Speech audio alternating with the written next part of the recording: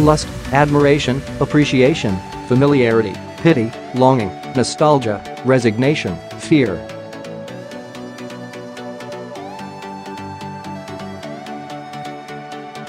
Mazda Miatas, okay, MX-5 Miatas, have been a part of our lives for so long that, at one time or another, we've felt nearly every way about the world's most familiar roadster.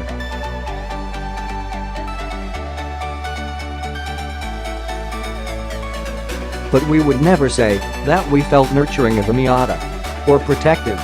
At least we didn't until we took delivery of a 2016 MX-5 Miata Club.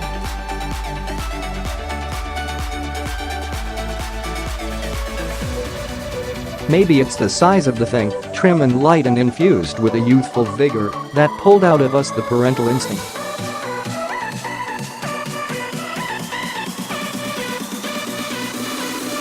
We suppose that the Camaro SS, which we had in the long-term fleet at the same time, also brought out that part of us.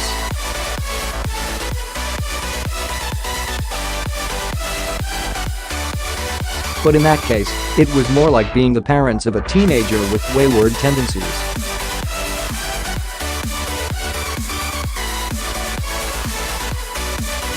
The Miata seemed a little more vulnerable, the one that was more likely to get hurt than to hurt others, thanks perhaps to the profusion of SUVs and trucks on our roads.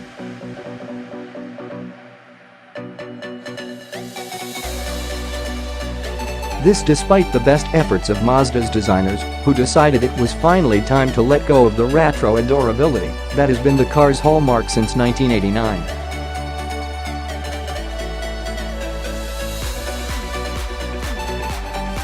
The newest Miata still shares the general layout and seating capacity of the old British roadsters that inspired the first one.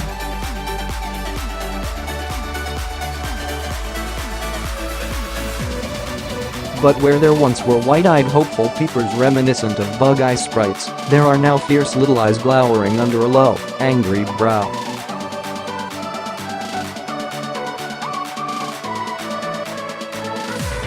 The new car is to old Miatas what the Gremlin is to the Mogwai.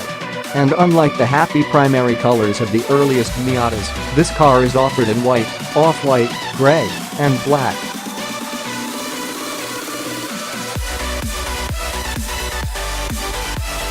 Yes, a red is available for an extra $300 and also a blue on the best equipped models, but even these colors are moody, as if always reflecting overcast skies.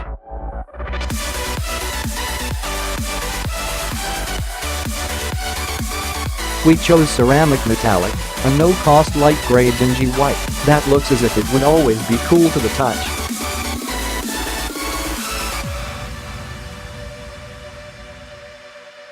Combined with dark wheels, our long-termer looked about as sinister as if Miata is ever going to.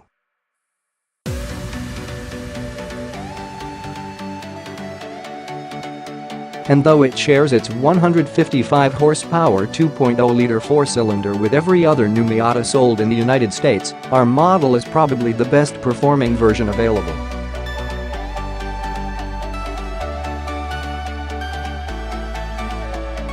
The mid-level Club, which started at $29,420 for 2016, comes with a clutch-type limited slip differential, a strut tower brace, and a sportier-than-stock suspension tune that includes Bilstein dampers.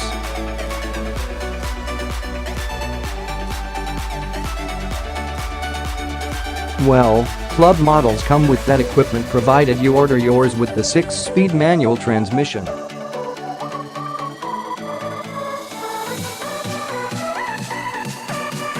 You know you should do that, right? The Club also rides on 17-inch dark painted wheels wearing 205/45 R17 Bridgestone Potenza S001 summer tires.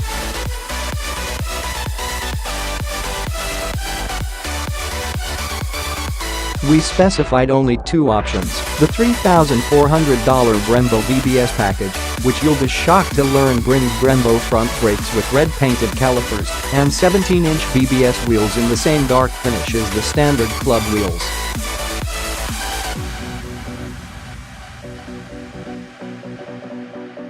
That package also includes side sill and rear apron extensions along with keyless entry.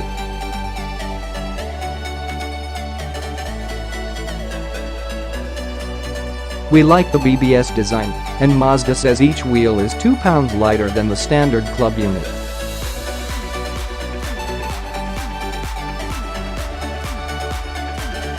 The Brembos promise greater fade resistance, and we found none in repeated full force stops from 70 miles per hour.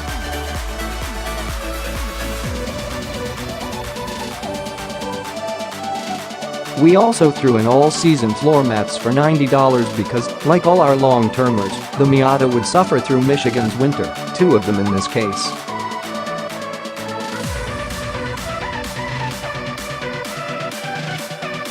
The total cost came to $32,910. It's really the things that come standard on all Miatas, though, that define it.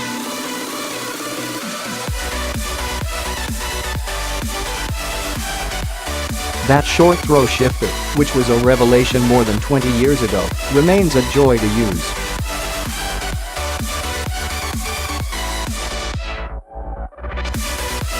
Despite a switch to electric power assist, the steering is plenty talkative, if not in comparison with earlier Miatas then at least in comparison with other current cars.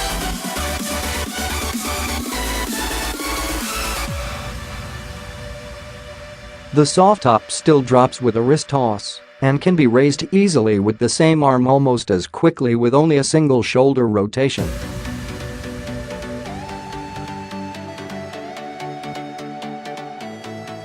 The car feels balanced and natural in corners with an easy give and take of forces and responses.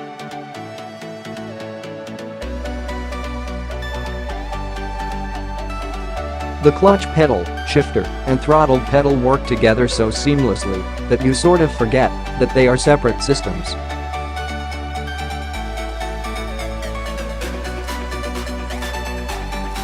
The Miata remains the jet trainer of the sports car world. Fat, gummy tires and stonking power don't deliver this sort of driving joy, despite what some makers of sporty cars seem to believe.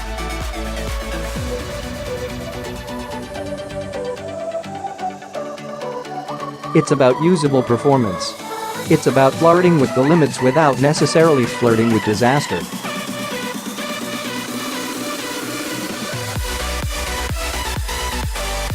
In a Miata, old or new, the sensation of speed is greater than the actual speed.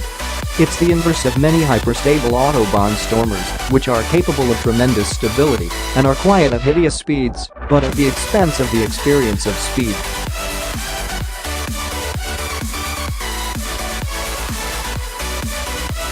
The Miata is not slow, however. Our test numbers were impressive.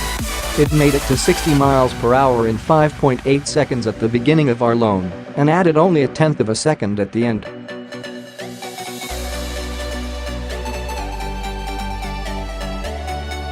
It posted quarter-mile times, beginning and end, of 14.6 seconds. Yes, we hear you, a Honda Civic Type R will crush those times.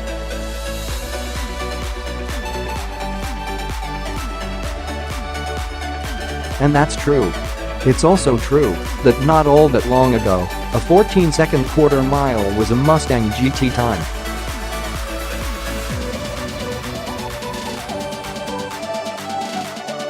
"70 to 0 miles per hour braking performance was excellent, 158 feet at the beginning and 162 feet at the end.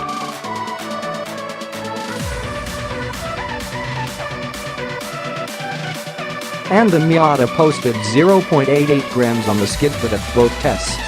It's telling that in 40,000 miles, not one staffer complained about the level of power.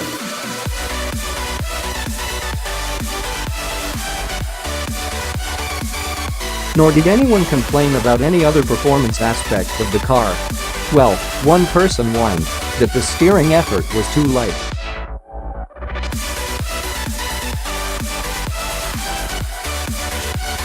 A couple of staffers complained about the body roll in the corners, implying that the car was too soft.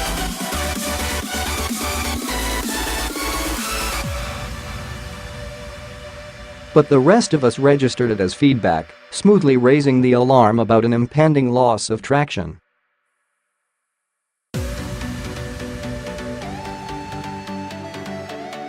We do acknowledge that its body lean is slightly inconsistent with its new modern visage.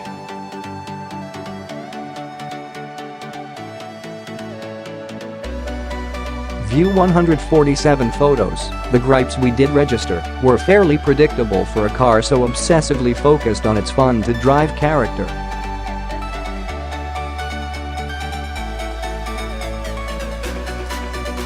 The thing is loud, especially on the expressway. Really loud. It makes 90 decibels of racket at wide open throttle and 80 decibels at a steady 70 miles per hour cruise.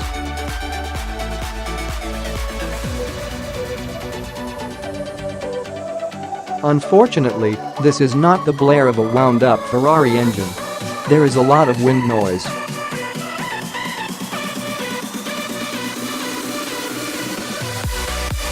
A lot of road noise. We take our sound level readings with the top up and found that dropping the top brought some auditory relief by smothering the din with wind rush.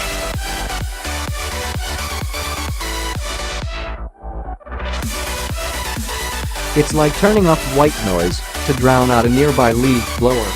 Also, the Miata is, wait for it, small.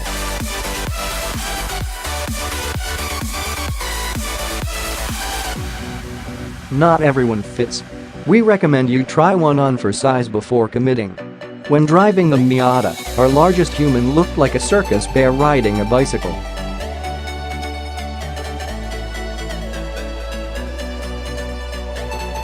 Surely Mazda could have added more sound-deadening materials to the thing. The company could have spec'd a thicker sound-absorbing top.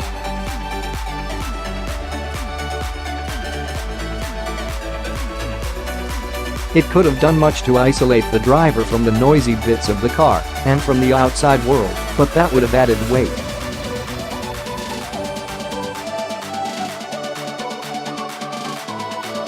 And because the company didn't do those things, it brought the car down to an impressively low 23-24 pounds.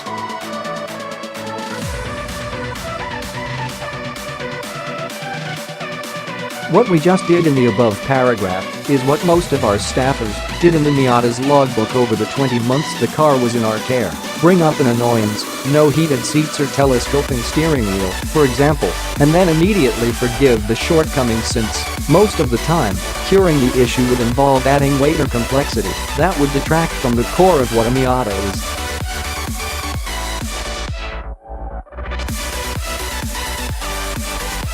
Suffice it to say that, while the Miata will deliver a truly excellent 32 miles per gallon in mixed driving, it's not designed to be a commuter car.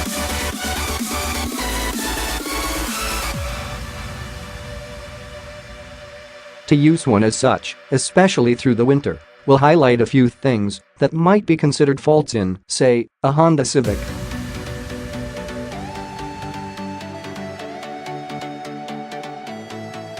During the coldest parts of winter, the Miata developed a rough idle, and the top mechanism squeaked in about 10 different places.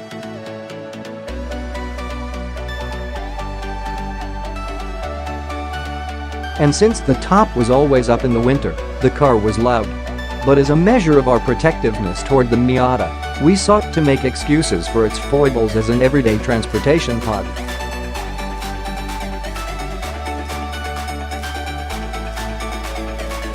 Instead of "this car sucks in the winter," one staffer wrote, "This poor car does not deserve a Michigan winter."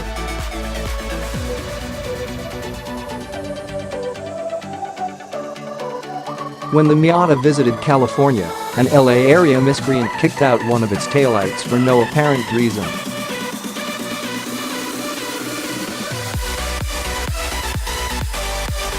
The logbook writer went on a furious rant, referring to the purpose of FGSG and questioning his own faith in humanity.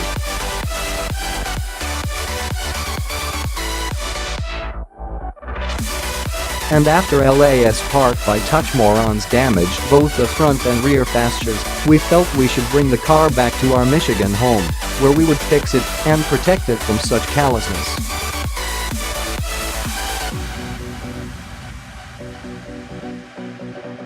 The Miata was clearly going to have to fail spectacularly for us to give it a negative review, and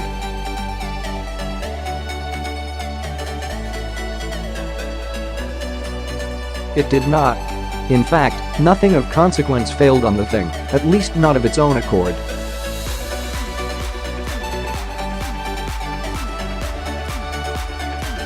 We replaced a mass airflow sensor at 20,344 miles under warranty. And on several occasions, we had to reset the tire pressure monitoring system, an easy push of a button, when we got erroneous warnings, usually on especially cold days.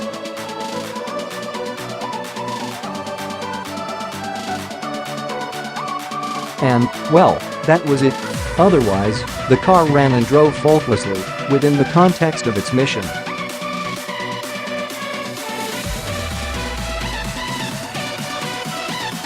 You see, our little guy has heart and personality. And what he does well, he does spectacularly well.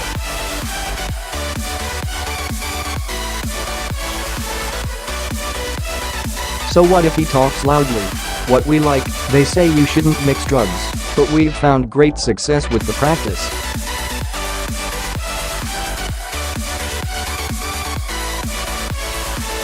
Our most recent concoction is one of our best. Take one 2016 Mazda MX-5 Miata and a liberal helping of spring sunshine, and the result is way better than whatever prescription you're on, Joybutrin, Oesomox, etc.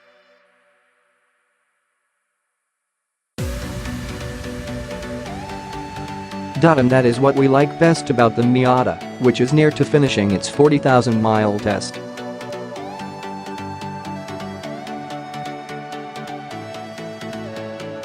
Everyone and everything in the upper Midwest suffers from the multi-month dirge that is winter.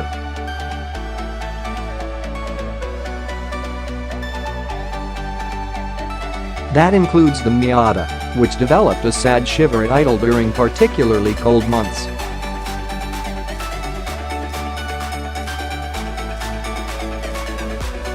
The cold also gave rise to a chorus of squeaks from the car's top. But let's not dwell on such things.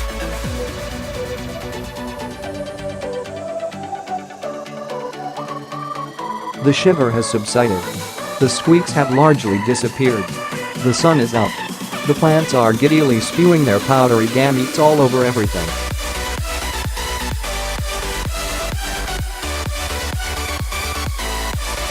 It's a time of love and happiness. It is Miata time. What we don't like, winter. What went wrong?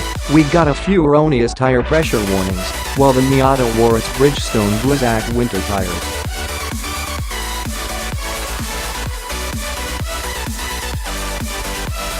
Each time, we'd stop, check the pressures, which were always fine, then reset the tire pressure monitoring system, and all would be well.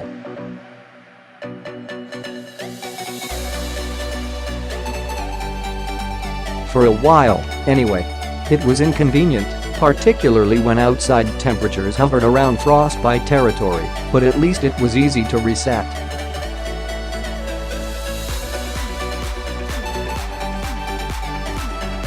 We took the little guy into the dealer for an oil change and inspections when its service light came on.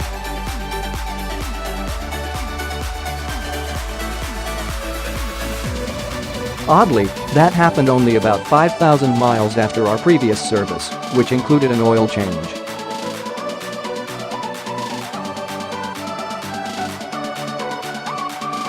The mileage intervals between earlier oil changes were 10,000 and 8,500 miles. In winter, the car did fewer long-distance drives and more short hops, so perhaps that explains the shorter interval.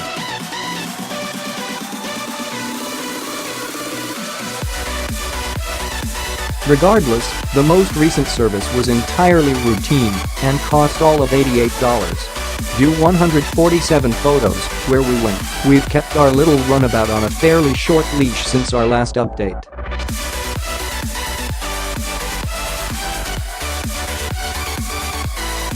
It took us to family get-togethers in Indiana, Ohio, western Michigan, and way up north to Michigan's Upper Peninsula, where the Miata was mistaken for an unusually pale pasty and almost eaten.